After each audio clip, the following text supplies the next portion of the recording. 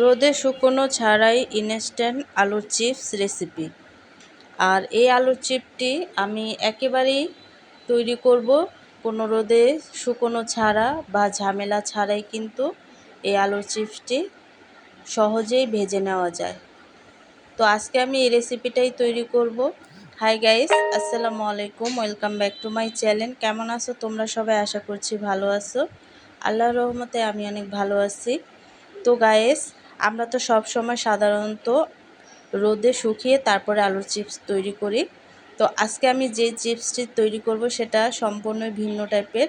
মানে সরাসরি আলু কেটে তারপরে কিন্তু পানি থেকে উঠিয়েই আমি তেলে ভেজে নেব এই চিপসটি। আর তৈরি করা একেবারেই সহজ। তো ভিডিওটি ফার্স্ট থেকে লাস্ট পর্যন্ত দেখতে থাকো, আশা করছি ভালো লাগবে। আর ভালো লাগলে প্লিজ একটি লাইক আর একটি সাবস্ক্রাইব করে পাশে থাকবে। তো চিপস তৈরি করার জন্য এখানে আমি আলু ভালো করে ছিলে ফ্রেশ করে ধুয়ে তারপরে কিন্তু নিয়ে নিছি। আর এই আলুটি কিন্তু আমি একেবারে ফ্রেশ করে ধুয়ে নিছি। আর সরাসরি একেবারেই একটা মেশিনের সাহায্যে এই আলুগুলোকে আমি কেটে নেব। তো দেখো এমন একটা মেশিন আমি নিয়ে নিছি আলুগুলোকে কাটার জন্য। আর এই মেশিনে খুব সহজভাবে এই আলুগুলোকে কেটে নেওয়া যায়। তো তোমরা চাইলে ছুরির সাহায্যে বা বটির সাহায্যেও কেটে নিতে পারো, কিন্তু বটি আর ছুরি দিয়ে কাটলে কিন্তু এতটা পাতলা হয় না যতটা নাকি এই মেশিনের সাহায্যে হয়। তো দেখো, তো এইভাবে করে কিন্তু আমি সবগুলো আলুই এভাবে করে কেটে নেব। আর এই মেশিনে কেটে নিলে আলুগুলো কিন্তু খুব সহজেই কাটা যায়। তো তোমরাও চেষ্টা করবে এমন মেশিনে কাটার। তো এখন তো অ্যাভেলেবেলই এমন মেশিন পাওয়া যায়। তো এভাবে করে আমি সবগুলো আলু দেখো আমি কেটে নিচ্ছি।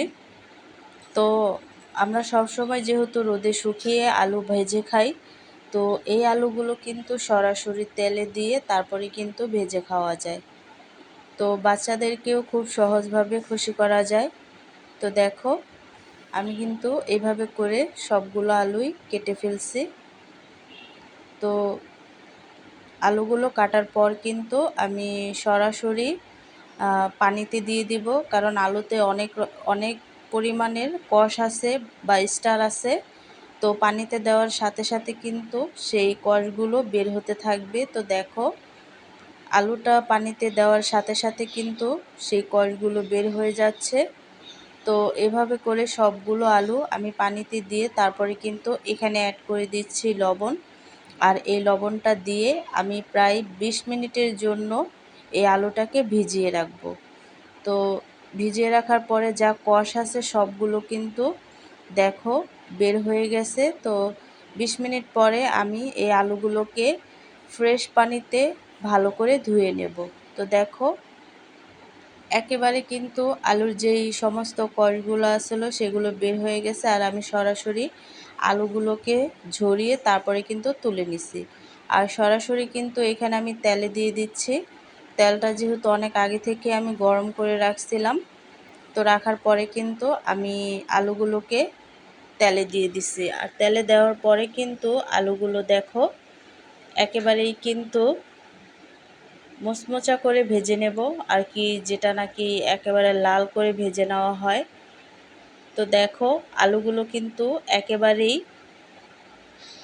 লাল করে আমি ভেজে নিছি। তো দেখো, তো সবগুলো আলু তুলে নিচ্ছি আর দেখাচ্ছি তোমাদেরকে কাছ থেকে। দেখো, আর এই আলুগুলো খেতে খুবই সুস্বাদু হয়েছে। তো আলুগুলো ভাজার পরে এখানে আমি একটা আলুর মশলা তৈরি করে নিচ্ছি। তার জন্য দিয়ে দিচ্ছি বিট লবণ, লাল মরিচের গুঁড়ো আর হচ্ছে গোলমরিচের গুঁড়ো। তো এটা একটা মশলা তৈরি করছি। আর এই মশলাটা দিয়ে এই আলুটা খেতে কিন্তু আরও সুস্বাদু লাগে। তো তোমরাও কিন্তু এভাবে এই মশলাটা ঘরোয়াভাবে তৈরি করে নেবে, খেয়ে দেখবে অনেকটা টেস্টি। তো তৈরি হয়ে গেল খুবই সুস্বাদু, একেবারেই কিন্তু দোকানের মতো একটা চিপস, যেটা নাকি ছোট থেকে বড় সবাই খেতে অনেকটা পছন্দ করে। আর এই আলুর চিপসগুলো কিন্তু বড় থেকে ছোট সবাই অনেকটা পছন্দ করে। তো আমরা যদি এভাবে সরাসরি আলুটা ভেজে খাই তাহলে কিন্তু খুবই সুস্বাদু লাগে। তো এভাবে করে তোমরাও কিন্তু এই আলুর চিপসটা তৈরি করতে পারবে ঘরোয়াভাবে। তো রোদে শুকোনোর ঝামেলা ছাড়াই কিন্তু এই আলুর চিপসটা খুব সহজে তৈরি করা যায়। তো আজকের রেসিপিটা কেমন লাগছে অবশ্যই কিন্তু কমেন্টে জানাবে। তো অন্য কোনো রেসিপি নিয়ে তোমাদের মাঝে আবার চলে আসব। আজকে এই পর্যন্ত।